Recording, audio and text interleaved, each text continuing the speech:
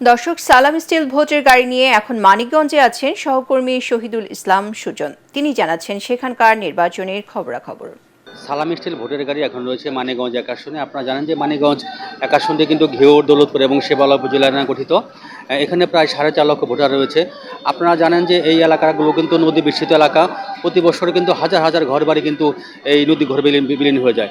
আমি কথা বলেছি এখানকার যারা সাধারণ ভোটার রয়েছে বা সাধারণ মানুষ রয়েছে, তারা কিন্তু বলেছে যে আমরা প্রার্থী হিসাবে তাকে নির্বাচিত করব যিনি নির্বাচিত হয়ে এলাকার যারা নদী ভাঙ্গন এলাকা রয়েছে তাদের কোনো স্থায়ী বাঁধের ব্যবস্থা করবেন।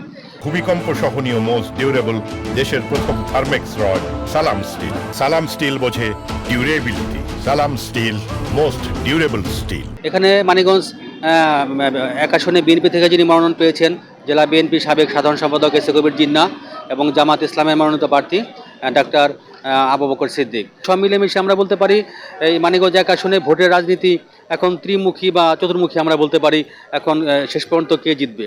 তো এই ছিল মানিকগঞ্জ এক আসন থেকে ভোটের সর্বশেষ খবর।